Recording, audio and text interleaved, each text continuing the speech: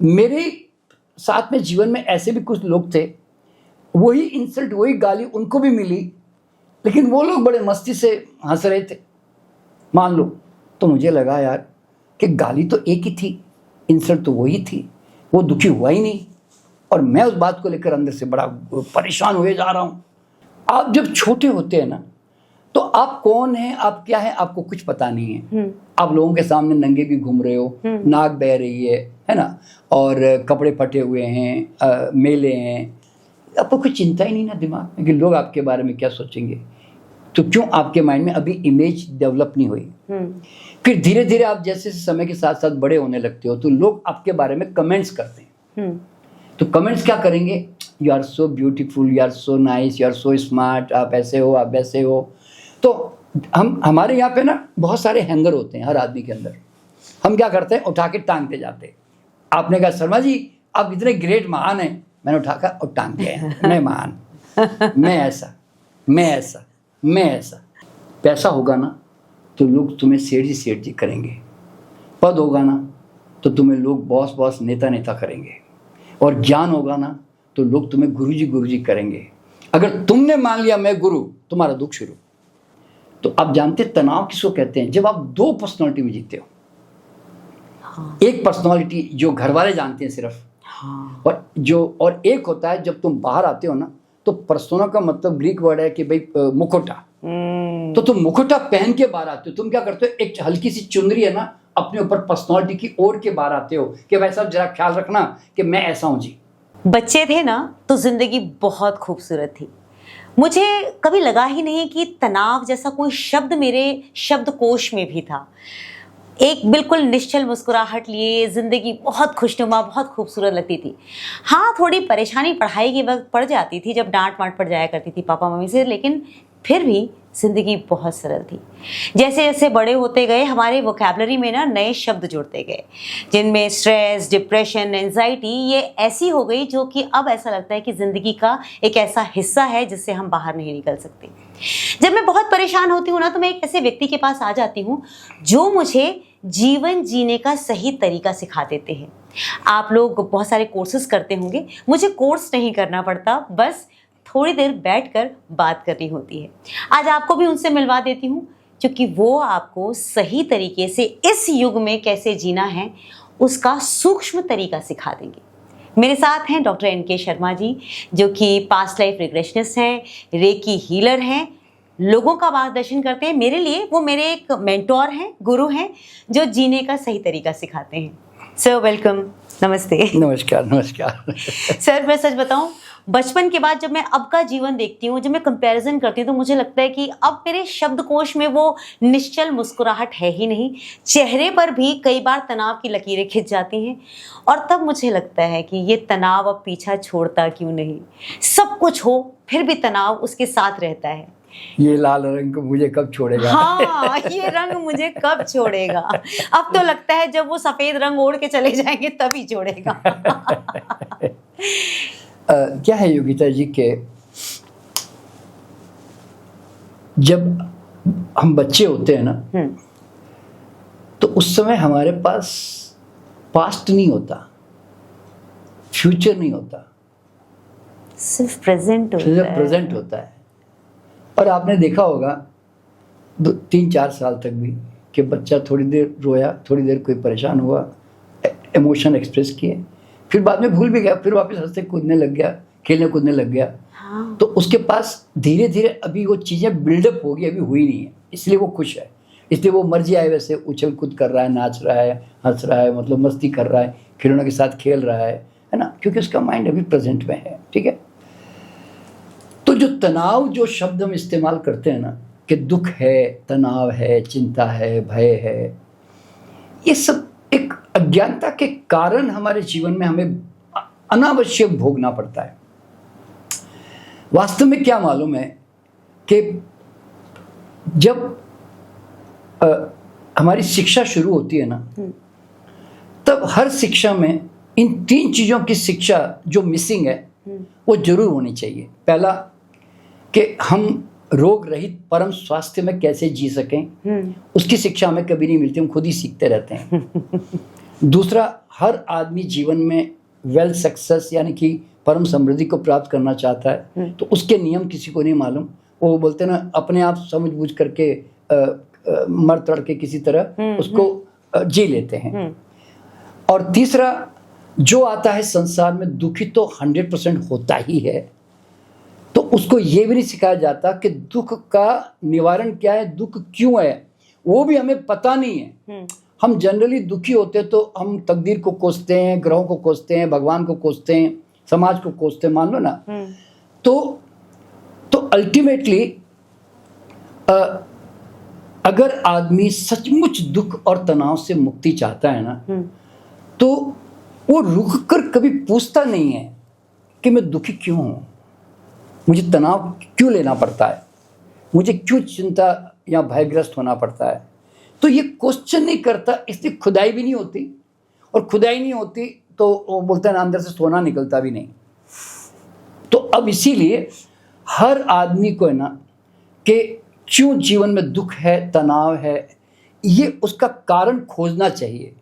तो देखिए, वैसे तो मैं बचपन से थोड़ा इतना कभी दुखी तनाव कभी हुआ नहीं, लेकिन फिर भी मेरे अंदर एक प्यास थी कि भाई हमारे जीवन में दुख है ही क्यों, तनाव है ही क्यों, हम क्यों हर वक्त आनंद या मस्ती में नहीं जी सकते भाई, ऐसा क्या कारण है।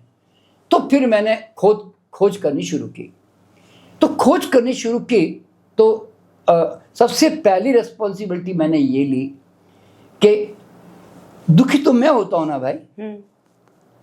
अगर उसने गाली दी, उसने इंसल्ट की, तो दुखी मैं हुआ क्योंकि मेरे अंदर कुछ है ऐसा जिसके कारण मैंने उस बात को ले लिया सीरियसली। मैं नहीं लेता, मान लो, अच्छा मेरे साथ में जीवन में ऐसे भी कुछ लोग थे, वही इंसल्ट वही गाली उनको भी मिली, लेकिन वो लोग बड़े मस्ती से हंस रहे थे, मान लो। तो मुझे लगा यार कि गाली तो एक ही थी, इंसल्ट तो वही थी, वो दुखी हुआ ही नहीं, और मैं उस बात को लेकर अंदर से बड़ा परेशान हुए जा रहा हूं। तो मैंने कहा गड़बड़ कहाँ है। तो मैंने सबसे पहले रिस्पॉन्सिबिलिटी ये ली कि मैं दुखी होता हूं, मैं सुखी होता हूं, ये मेरी मर्जी की बात है। मतलब बाहर से इफेक्टेड नहीं हो रहा। बाहर चिंगारियां हैं, बाहर डेफिनेटली चिंगारियां हैं, आग लगाने वाली। पेट्रोल आपके अंदर है, सिर्फ फेंकेंगे तो चलेंगे ना हम।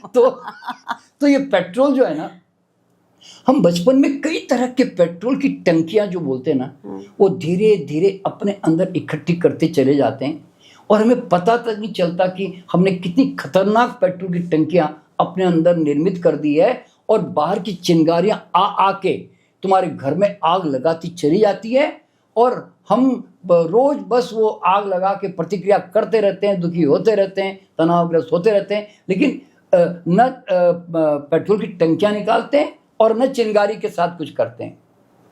तो ये कहानी चलती रहती है।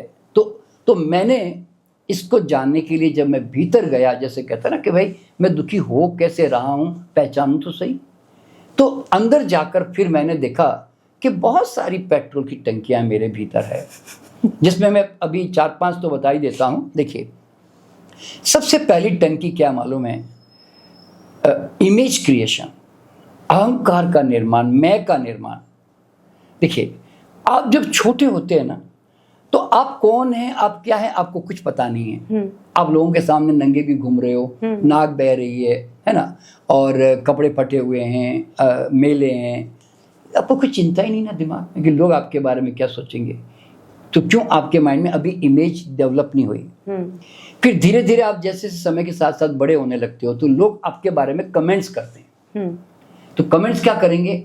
You are so beautiful, you are so nice, you are so smart, आप ऐसे हो, आप वैसे हो। तो हमारे यहाँ पे ना बहुत सारे हैंगर होते हैं हर आदमी के अंदर। हम क्या करते हैं, उठा के टांगते जाते हैं। आपने कहा शर्मा जी आप इतने ग्रेट महान हैं, मैंने उठा कर और टांग दिया, मैं महान, मैं ऐसा, मैं ऐसा, मैं ऐसा। फिर आप क्या करते हो, घर जाकर है ना अपनी एक मूर्ति बनाते हो कि 4 लोगों ने आपको जो दिया ना, वो घर जाके फिर एक उसको सजाने लगते हो कि मैं ऐसा हूँ, मैं ऐसा हूँ। फिर आपके सामने ना एक इमेज क्रिएट हो जाती है माइंड में कि शर्मा जी बोले तो 10 इंच का एक आदमी।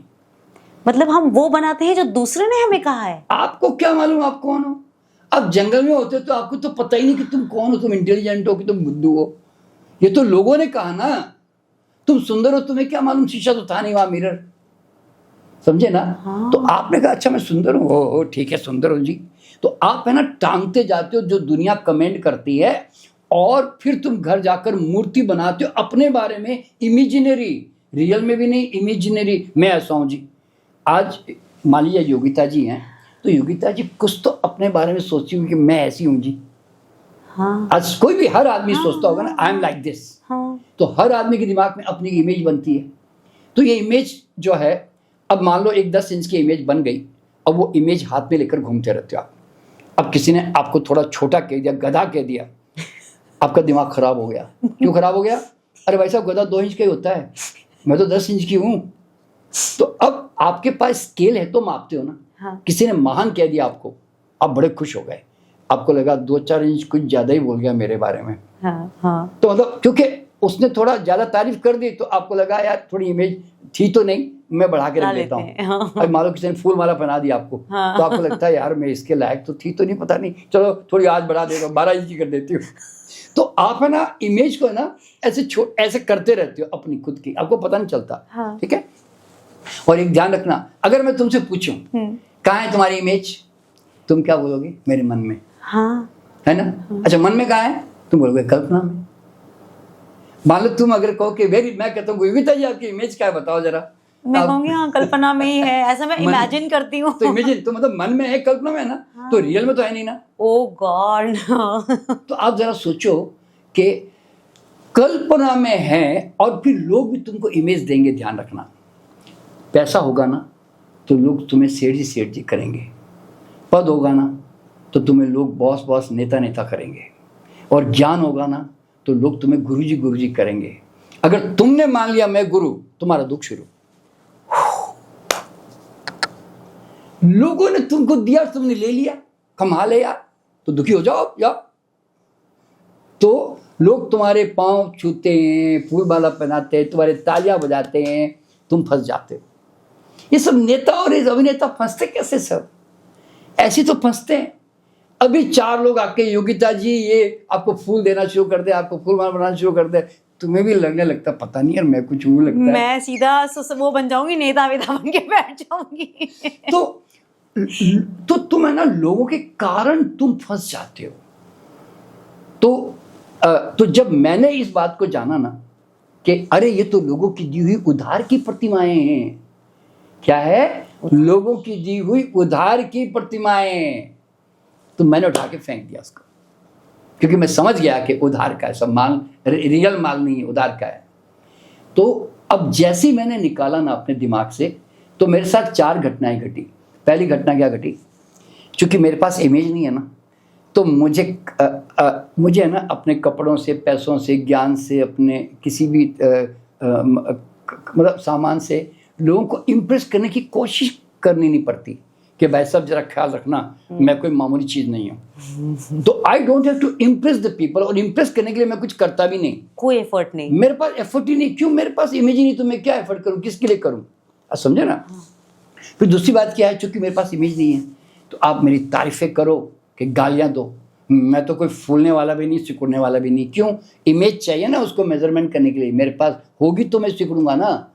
अब तुमने कह दिया शर्मा जी आप तो बेवकूफ़ आदमी है, तुम पता नहीं भाई उसको लगता होगा।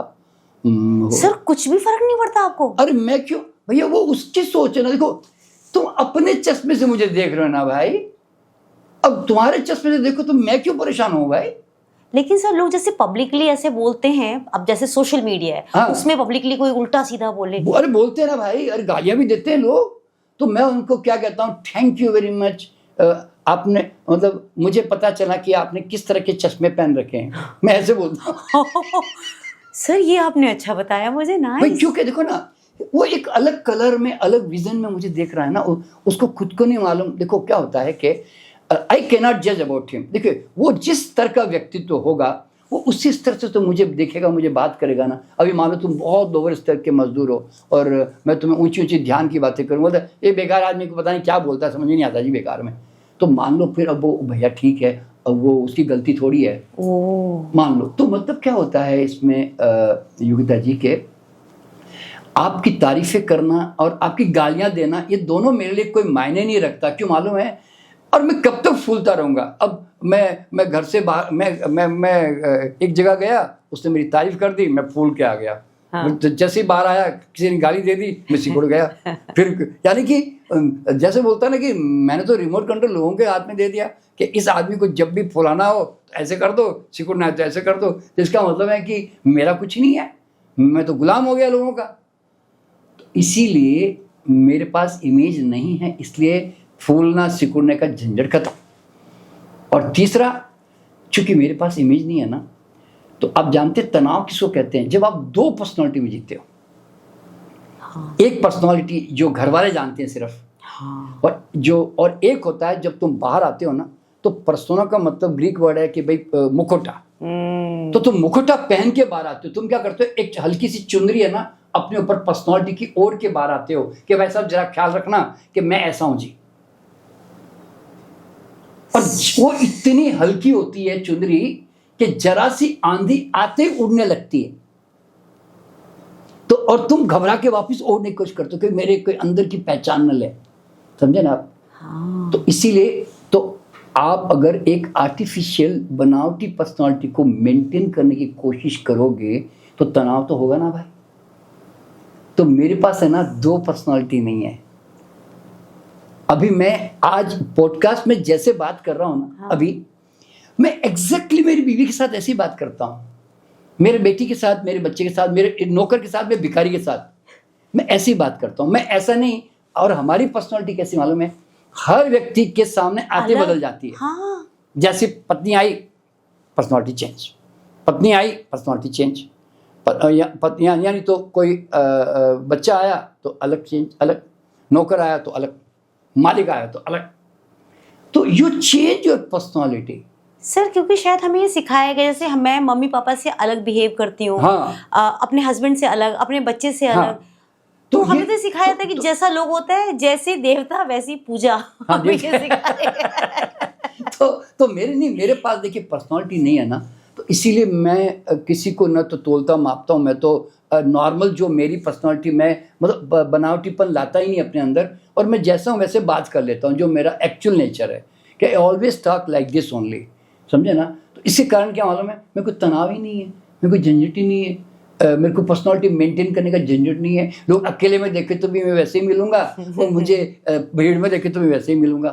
तो मतलब दो पर्सनालिटी नहीं मेरे पास, ठीक है। और लास्ट, लोग क्या कहेंगे। अब देखिए, इस दुनिया की मजेदार गेम क्या मालूम है कि लोग तुमसे डरे हुए हैं और तुम लोगों से डरे हुए हो। And nobody is bothered about anybody.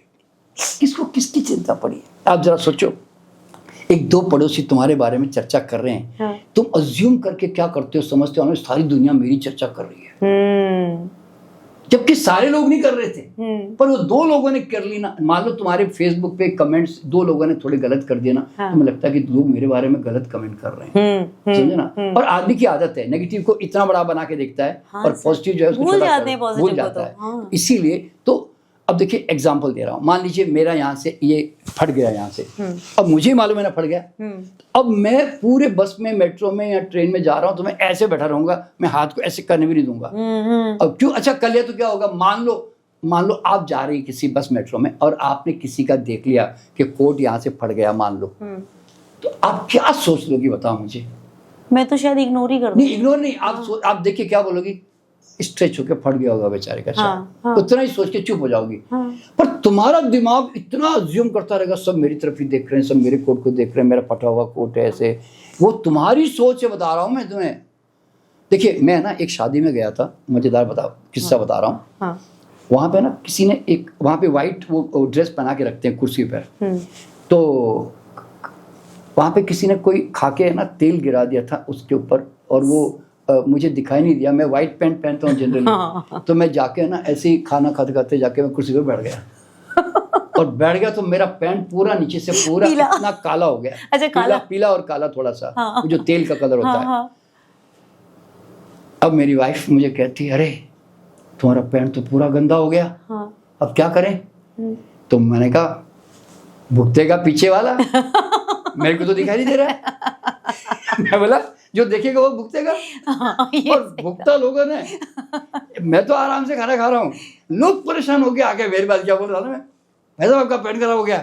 अरे मैंने कहा यार तो देख ले, हो गया तो हो गया, मैं क्या करूँ, मैं तो अभी घर जाके चेंज करूंगा। तो मतलब देखो हुआ, लेकिन लोग है ना ऐसे परेशान क्यों होते हैं कि यार खराब हो गया तो बहुत मेरी इज्जत चली गई, अब लोग क्या बोलेंगे। अरे किसको फिर फिक्र पड़ी भाई। तुमने भी किसी का देखा कि मान लो कोई गिर गया, उसका कीचड़ में गिर के बेचारे का कोई साड़ी खराब हो गई होगी, तो हो गई तो तुम क्या कहते हो गई बेचारी, कोई बात नहीं चलो। तो आप थोड़ी देर के लिए 2-1 मिनट सोचते होंगे, बाद में भूल जाते हैं ना। फिर आदमी का दिमाग है ना बड़ा सोचता है। आप जरा सोचो, एग्जाम्पल दे रहा हूँ, तुम एक गांव में जा रहे हो जहाँ तुम्हें कोई नहीं पहचानता, ठीक है, और तुम गाना गुनगुनाते झूमते हुए जा रहे हो मजे से। इतने 4 लोग आए और तुम चुप एकदम सीरियस हो गए। जब वो चले गए उसके बाद फिर झूमना शुरू किया। हाँ। अच्छा भैया आपने क्यों बंद किया भैया गाना और झूमना? वो मेरे बारे में क्या सोचते हैं? अरे जिसको तुम पहचानते भी नहीं, वो फिर भी तुम वो जो गाना गा रहे थे मजे से, अगर देख भी लेते कि ये गाना गुनगुनाते हुए जा रहा है तो क्या फर्क पड़ता भाई। लेकिन कहते नहीं, उनके दिमाग में मेरी इमेज जानी चाहिए कि शर्मा जी बहुत शरीफ आदमी है। भाई तुमने क्यों रोक दिया अपने आप को? आप शराफत बताने के लिए कि देखो जी मैं कितना शरीफ आदमी हूँ, मैं कितना शांति से जा रहा हूँ आराम से। तो आप जरा सोचो, आदमी दिन ऐसे करता क्या है, दूसरों के लिए जो है ना अपने आप को झोंक देता है, जीवन को चूक जाता है। मतलब सर हम सब लोग ऐसा कर रहे हैं, हम सिर्फ दूसरों के लिए जी रहे हैं। नेचुरल बात है ना। तुम्हारा अपना क्या है? तुम आज कोई भी बात होती तुम बच्चों को भी ये सिखाते हो, अरे ऐसा करेगा तो लोग क्या कहेंगे। हाँ। अरे ऐसा करेगा तो लोग क्या कहेंगे, यानी कि तुम खुद क्या परेशान होंगे कि नहीं होंगे वो नहीं, लोग क्या कहेंगे सबसे पहले दिमाग में लेके आते हो।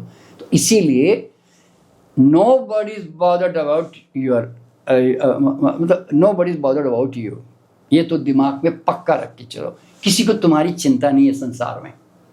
तुम्हारे माँ बाप की मतलब परिवार की चिंता वो करते होंगे, पर तुम्हारे दुनिया तुम्हारी चिंता नहीं कर रही है, इतना तो तुम मान के चलो भाई। और हम उस दुनिया के लिए मरते हैं। और हम दुनिया के लिए मर रहे हैं। नहीं हम दुनिया के लिए करेंगे जी हम तो। हाँ सही बात है। ठीक है। तो इस तरह से ये जो लोगों के अंदर जो डर है ना, वो जीवन को वास्तव में अपने लिए जी नहीं पाते हैं, ये समस्या हो जाती है फिर। आप समझना। और वो किसके लिए हो पाती है? क्योंकि you have your image in your mind, और वही इमेज जब आप एक आदमी पागल हो जाता है तो उसके दिमाग से इमेज निकल जाती है। अब वो मर जाए वैसे लोगों के सामने रास्ते में खड़े होकर नाचेगा, करेगा, हंसेगा, कुछ भी करेगा, कि उसके दिमाग में इमेज नहीं है ना भाई। तो इसका मतलब नहीं कि पागल हो जाए, मैं नहीं कहता पागल हो जाए, पर सवाल क्या होता है, तुम दुनिया में रहो पर ये इमेज के चक्कर को समझ लो। अच्छा अब यहाँ पे योगिता जी क्या समझना मालूम है, इस दुनिया में अगर कोई आध्यात्मिक गुरु लोग जो होते हैं ना, जनरली वो कहते हैं अहंकार को निकाल दो, ऐसे बोलते हैं ना। अगर कोई ऐसा बोले ना तो ये पक्का मान के चलना कि उन्होंने तो नहीं निकाला। सर मैं तो भोग चुकी हूँ। मैं तो बहुत आध्यात्मिक गुरुओं को जानती हूँ। नहीं सुनो, देखो क्या कारण क्या है भाई, अहंकार कोई चीज वस्तु थोड़ी यार जो निकाल के फेंक दे आदमी। अरे अहंकार तो इल्यूजन था ना, भ्रम था ना। तो भ्रम कैसे जाएगा, अंधेरा कैसे जाएगा, रोशनी पैदा करने से जाएगा ना। तो अहंकार कभी निकालना नहीं पड़ता, किसी का भी जागना पड़ता है। अब होश में आ जाओ ना, और जिस दिन तुम अहंकार का बिल्डिंग प्रोसेस समझ गए ना कि ये कैसे बिल्डअप हुआ बचपन से अब तक, तो तुम्हें हंसी आ जाएगी। तो मुझे कैसे समझ में आया, जब मैंने अहंकार के बिल्डिंग प्रोसेस को समझा ना, कि बचपन से मैंने कैसे इमेज क्रिएट करता चला गया, लोगों ने मेरी तारीफ की, तालियां बजाई, ये किया जो भी किया, यहाँ गालियां दी, तो मैं ना तो उसको समझ में आया कि यार ये तो सब लोगों की दी हुई चीज़ें हैं, और उसको लेकर मैं परेशान हुआ, हंस पड़ा, हंसते ही अहंकार निकल गया। यानी कि अहंकार कभी किसी को निकालना नहीं पड़ता, जागते ही झड़ जाता है, गिर जाता है। तो मुझे आज है ना क्या बोलते हैं, मुझे निरहंकारिता का, ईगोलेसनेस का नाटक नहीं करना पड़ता, मुझे विनम्रता का ढोंग नहीं करना पड़ता। क्यों मालूम है? क्योंकि वो सहज है मेरे अंदर, क्योंकि अहंकार नहीं तो वो तो विनम्रता सहज रहेगी ना भाई। तो अब देखिए, मैं भी कई बड़े बड़े महात्माओं से मिलता हूँ, पर अगर 5 मिनट उनके विरोध में बात कर दूँ ना तो आप उसके अंदर से उनका सारा अंदर से वो अहंकार फूट के बाहर आ जाएगा तुरंत। तो यानी कि अहंकार को उन्होंने दबा के रखा है, समझ के नहीं रखा है, जाग के नहीं रखा है, बल्कि वो अज्ञानतावश रखा हुआ अभी भी, जो थोड़ा सा छेड़ते बाहर आ जाता है। और जनरली कई लोगों में, बड़े बड़े लोगों में ही मैंने देखा है। ठीक है, अच्छा, तो पहला नियम क्या हुआ कि अहंकार जो है वो इमेज क्रिएशन करते हैं लोग। ठीक है, और दूसरा कारण क्या होता है तनाव का, you never accept anything as it is. तुम सारे दिन यही पूछते रहते हो, ये ऐसा क्यों, ये ऐसा क्यों, इसको ऐसा नहीं होना चाहिए, इसको ऐसा करना चाहिए। अरे भाई, कांटा कांटा क्यों है, तुम क्यों पूछते हो भाई? कांटा मतलब चुभेगा ही, ये उसका नियम है। पर तुम कहते हो नहीं जी, चुभना नहीं चाहिए जी कांटे को ना बड़े सॉफ्टली आके ऐसे टच करना चाहिए जी हमें, फूल जैसा होना चाहिए कांटे को। तो भाई कांटा अपनी जगह पे कांटा है और फूल अपनी जगह पे फूल है। अब कांटा चुभता है तो तुम बचने के रास्ते खोजो ना भाई। तुम कांटे की चर्चा करके, कांटे को गालियां देके, कांटे के बारे में सोच सोच के सारे दिन तुम क्या कर लोगे? कांटा है तो है ना, अब तुम ही बचने के रास्ते खोजो ना भाई। और फूल अगर अच्छा है तो उसके पास जाने के बहाने खोजो। तुम कब तक वो कांटों की चर्चा करते रहोगे, मतलब उसकी चर्चा करते रहोगे, ये समझने की बात है। ठीक है, अच्छा, अब देखिए एक आदमी के बारे में आप कैसे निर्णय कर सकते हैं, क्योंकि एक आदमी, मैं तो पूर्व जन्म पे काम करता हूँ, एक आदमी कई जन्मों जन्मों के संस्कार, इस परिस्थितियों के संस्कार, समाज के संस्कार और अपने खुद के आइडिया कॉन्सेप्ट का बना हुआ बेचारा पुतला। हम क्या कहते हैं, why he is like that, he is like that. तो सूत्र क्या है, ऐसा ही है, स्वीकारो, आनंद लो या सुलझाओ। नहीं उसको ठीक कर सकते, आप नहीं सुलझा सकते तो मजे लो उसके। तो इसलिए मैं जब नालायक आदमी को मिलता हूं ना, तो मैं ये नहीं कहता कि नालायक क्यों है, मैं कहता हूं कमाल का नालायक है, कमाल का इंटेलिजेंट है, कमाल का बेवकूफ है, कमाल का आलसी है, कमाल का चीटर है। क्यों ऐसा है, ऐसा क्यों नहीं है, इसको ऐसा होना चाहिए था। तुम सारी जिंदगी ऐसे स्केल लेके मापते रहो, वो तो रहेगा तो वैसे ही। मैंने एक शेर लिखा इसके ऊपर, हर स्वभाव को यहां स्वीकार कर लो, कांटों को भी फूलों को भी अंगीकार कर लो, अपने स्वभाव में खिलने को सब यहां मजबूर है, प्रभु के विविध रूप समझकर सबसे प्यार कर लो। अरे वाह, देखो मैं पूर्व जन्म में लेके जाता हूं, मुझे अच्छी तरह मालूम है।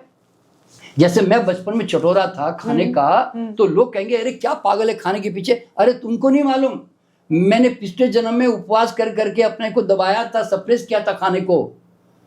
कोई कहता सेक्स के पीछे भाग रहा है, अरे उसने सेक्स को दबाया था पिछले जन्म में। अरे कोई कहता धन के पीछे भाग रहा है, अरे उस जीवन में कमी रही उसको, इसलिए बेचारा भाग रहा है। तो भैया आदमी उसी के पीछे तो जाएगा ना जो नहीं मिला अब तक, और जो मिल गया और भोग लिया तो उससे मुक्त हो जाएगा ना। तो तुम अपनी स्किल से क्यों मापते हो, इसको ऐसा होना चाहिए, इसको ऐसा होना चाहिए, इसको ऐसा नहीं होना चाहिए। तो सबसे बड़ी बात क्या है, even you don't accept yourself as it is. हाँ, तुम खुद अपने आप को एक्सेप्ट नहीं करते। मैं ऐसा क्यों, वो गाना है ना, मैं ऐसा क्यों हूँ, मैं वैसा क्यों हूँ। तो मतलब आप जैसे भी हो भाई, हो तो आखिरकार तुमने तो बनाया नहीं।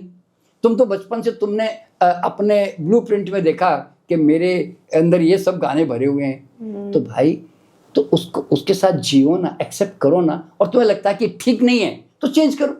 मतलब दुनिया में वो गड़बड़ कर रहा है, परेशान हो रहा है, तो उसको ठीक करो, चेंज कर दो।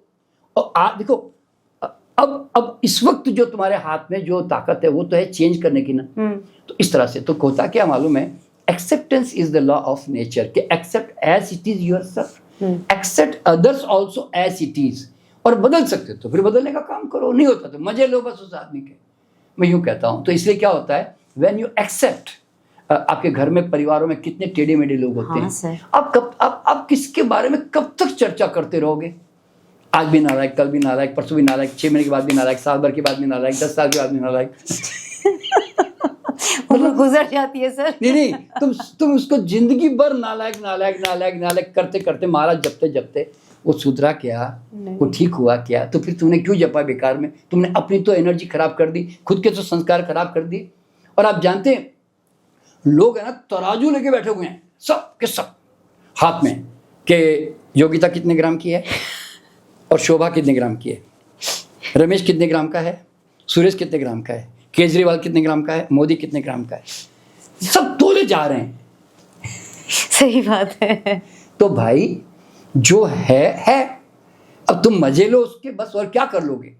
तो इसीलिए मैं लोगों को कहता हूं कि एक्सेप्ट, उसके सिवा कोई चारा नहीं है। तुम लोगों को तुलना कर करके स्किल से माप के ना, तुम अपना स्वभाव, तुम अपनी आदतें खराब कर लोगे, तुम्हारे संस्कार खराब कर दोगे। देखिए, वेन एवर यू जज others you are judged, always remember. क्योंकि अभी मान लो आप यहाँ बैठी हैं, आप अभी बैठे बैठे ट्रम्प को गाली दे रही है, मान लो आपको लगता है ट्रम्प अच्छा काम नहीं कर रहा, बेकार आदमी जी, मुझे बहुत बुरा गुस्सा आता उसके ऊपर। तो तुमने ट्रम्प की एनर्जी के साथ अपना कर्म बंधन बांध दिया तुमने। क्यों? तुम ट्रम्प के बारे में बार बार सोचे जा रहे हो और तुम उसके बारे में, तुम इसकी एनर्जी क्रिएट करते जा रहे हो अपने अंदर, और तुम अनहैप्पी हो उससे। सिंस यू आर अनहैप्पी, तो तुमने अपने हैप्पीनेस के खुद के तो संस्कार क्रिएट कर ही दिए ना। तो तुमने, ट्रम्प नालायक तो ट्रम्प था, मान लो, और कोई नालायक था, तुमने तो अपने अंदर तो संस्कार गड़बड़ कर दिए ना भाई। तो मेरा कहने का मतलब क्या है, उससे अच्छा मत मापो यार दुनिया को। तुम ठीक कर सकते हो कर लो, नहीं तो फिर मजे ले लो, बस मैं यूँ कहता हूँ।